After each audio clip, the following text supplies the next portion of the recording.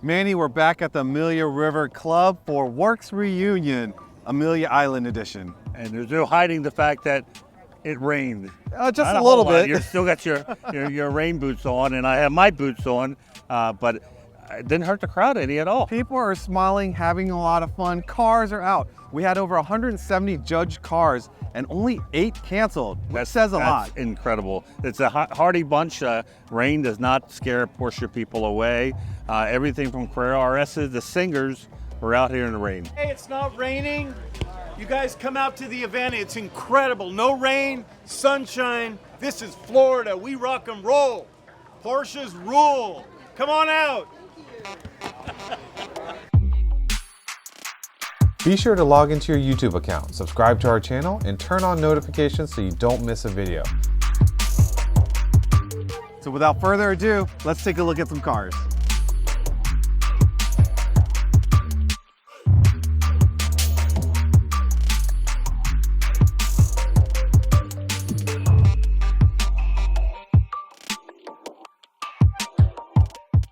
So Manny, behind us, I noticed the ducktails, but you're probably going to notice that they're the very special Carreras. Well, this was the featured car at this event was the 74 cars that came with ducktails, which is a pretty limited group. This was 73, the Carrera RS, and then the 74 Carrera. The RS actually came with a different tail in 74, but the Carrera did still have the ducktail. Now with the 74, cars of that era, in 74, just think about it. I know because I've looked. In that era, there weren't that many interesting cars. These cars are certainly very special. Yeah, and they're original. Original, The 100%. Mexico blue, that's right. A 74 Carrera, and then the Carrera RS in white. It's a third Series 3 touring version, all original. And if you're talking about who's owned this car, originally, I'm not sure originally, but at one time, Freeman Thomas owned that car. And Freeman Thomas is well known for designing the Beetle. Oh, the new Beetle. Yeah. Yes, I was about to say, okay.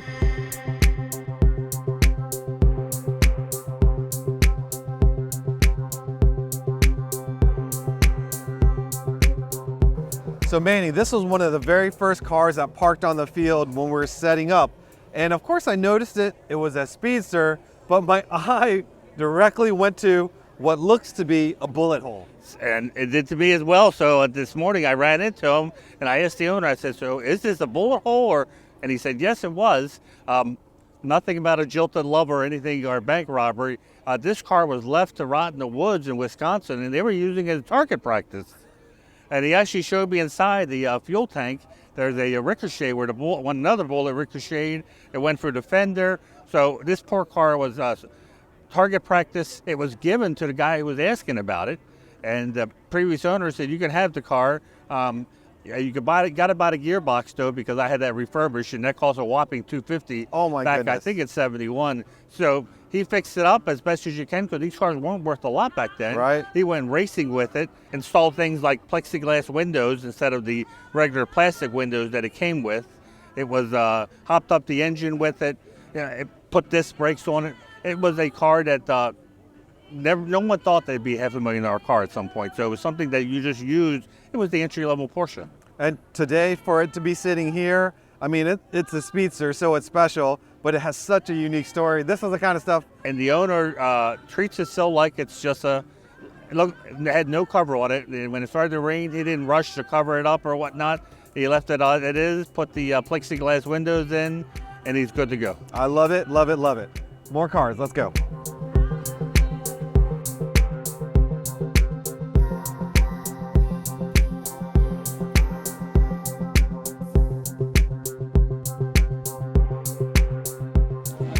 Delighted to offer Porsche cookies. They're almost all gone now. They were very popular. So here we are, Manny. We find ourselves in the competition race rally safari area. And of course, this catches our eye. It catches our eye because this is a factory SuperCup car. Nowadays, they sell a lot of Cup cars, but back then they didn't. It was really rare, especially for Porsche to let one go so British could use it to promote their tire. They sent it to the U.S., had Hurley Haywood and David Murray do VIP laps at Indy car races, not at the Indy F1 race. a tub that's never been wrecked. And that's why it's so immaculate. This car lived a pretty posh life considering it's a race car. Yeah, to find a SuperCup that's never been banged up, because if you watch those races, it made NASCAR look gentle. Wow.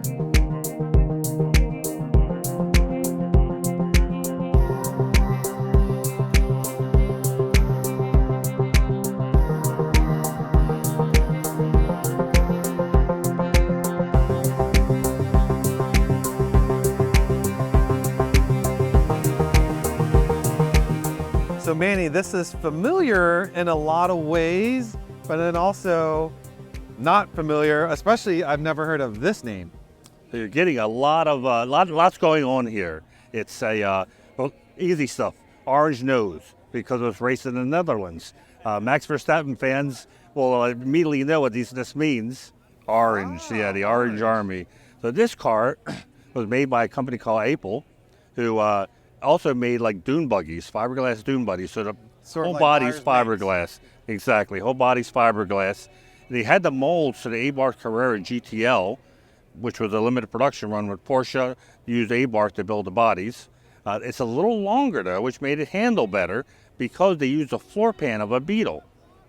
That's where it stops. The Beetle floor pan. That's it. That's not the entire Beetle chassis. It uses a lot of 356 chassis, so the suspension is from the Porsche. It's also Porsche powered. Not all of them were Porsche powered. Okay. Just very few were Porsche powered. This was also the only one made for road racing. And I think this is one of how many? I think 8. Yes, it's very, very limited. In fact, when I saw it on the registration list, I immediately hoped that it would show up maybe because it was raining, because I'd never seen one of these in person, just read about them. It's a fascinating history about this car that it raced at the Bahamas Speed Weeks, which were these famous races that people shipped their cars to the Bahamas and race during the off season when it was cold everywhere else. It was warm in the Bahamas. It was left there abandoned. Somebody finally picked it up, took it back to California, then left it alone, didn't do anything until the owner bought it and restored it, and here we're looking For it at to survive all those decades, races, being neglected, but finding itself back here at Werks Reunion. Pretty It's amazing. ready to hit the racetrack again and start winning. Kudos to the owner to bring it out in the not so great weather. You know, it's a Porsche, so it gets wet, but it wins races.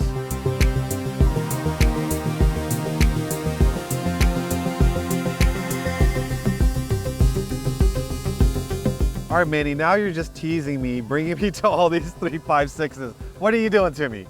I just realized how many we picked, but there was a lot of cool ones this year with a lot of neat stories.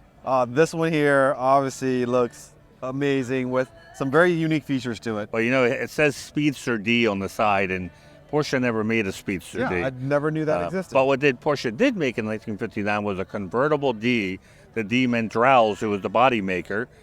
1 year only model. It basically was a Speedster body with a different windshield. The owner here has put that Speedster windshield back on the car, made it into what would have been a way the cars would have been raced back then. Put aluminum door skins on it, center fuel tank. The light covers. Not sure if it's a lightweight hood, but it would have had the strap downs. Very much if the way I was going to build a Speedster, I'd build it just like this. Man, it looks like it's got a lot of go fast race goodies on it. Exactly, and it certainly fits that period look of what the cars were running when the guys basically who were using them for work Monday through Friday went to the track and raced them. Very cool. Let's see, and there's more. So let's go to the next one.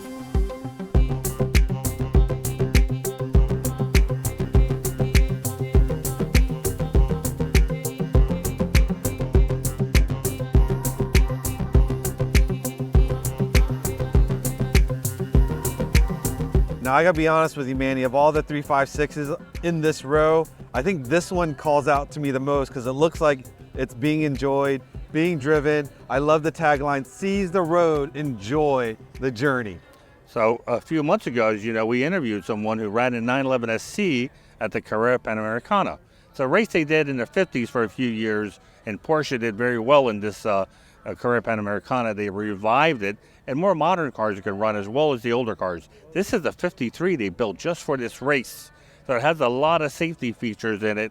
The suspension's been upgraded, little larger fuel tank, but it's still a 53 bed window they race in the Carrera Panamericana. I can't imagine. There's modern cars that don't survive that race. And here, you're taking a car from 1953. They didn't roll it. They didn't have any major accidents. A little mechanical issue like everyone does, because this is a very grueling race, as we found out. But talking to the owner, they're ready to do it again. And I bet the car's simplicity maybe helps it, because I think most of this you can fix with a wrench and a set of pliers. Believe it or not, they would stop at Porsche dealers, and the dealers open their doors. Really? And they would get the work done at the Porsche dealers when they needed it. Yeah, totally my style.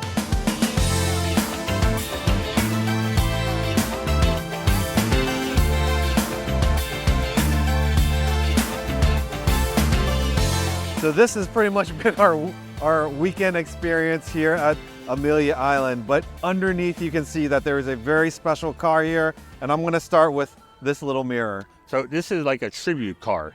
This is a car that Porsche had available, very rare. It was, I call it when Carrera isn't the answer.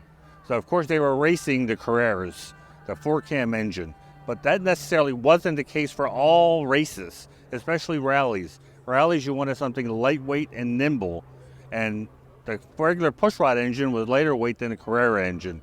So they came out with this Super 90 GT for 2 years, 60 and 61. This was based off a 60 that the owner built into a tribute to what is the GT. So any idea on the shape of this car before it turned into what magnificent machine that it is today? I think he restored the entire thing. Unlike the original GT, which had aluminum doors, sometimes aluminum bonnet, this is all steel because the aluminum is almost titanium and very expensive. But he did use plexiglass windows. He hopped up the engine, had the race seats on it. It's very much a Super 90. Yeah, and very much a sport purpose built Super 90. Yeah, if you're going to build a hot rod and make a tribute to one of Porsche's little-known race cars, this is it. Lived in the shadow of its Carrera brother, but it was very purposeful built for rallies. Amazing ride.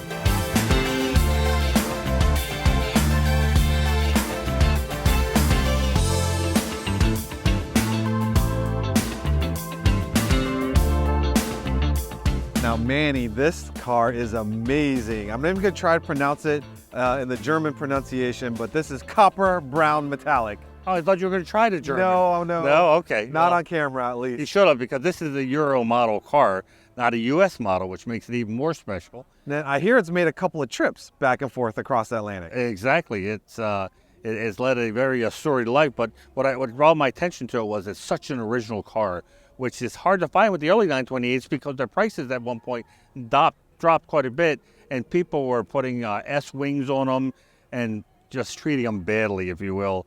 So finding an original one is extra special, especially with the posh interior. The phone dials look brand new. It's a special car. And for those who aren't aware of 928s, this was a car that was going to replace the 911. It was completely slated until things Porsche went to a different direction. This was the Grand Tourer. It's cool because back then there wasn't that much aluminum being used on cars, but Porsche did use it on the doors, the fenders, and the hood to keep the weight as light as possible. And being a early car, I noticed it doesn't even have a right side mirror, just the left side. And this car was so ahead of its time, right? And there's some telltale signs that this car is a Euro car. You mentioned it earlier. I think it had to do with the headlights. Yeah, the headlights are H4s, which we all wish we had in the U.S. because they're so much better and brighter than the regular seal beams that we had here. The 928, which made it so special too, instead of just the steering wheel being tilt, which at the time wasn't available in the 911, they had the entire instrument pod would move up and down. Very cool. Yeah, and this Porsche interior obviously, catches your eye. But don't forget that this car was a Car of the Year in 1978. That's right. It was shown at the Porsche Parade in San Diego on display. It was a revolutionary car for Porsche, and one now that people are really starting to appreciate. So you think you can find a inexpensive early one. Those days are long gone.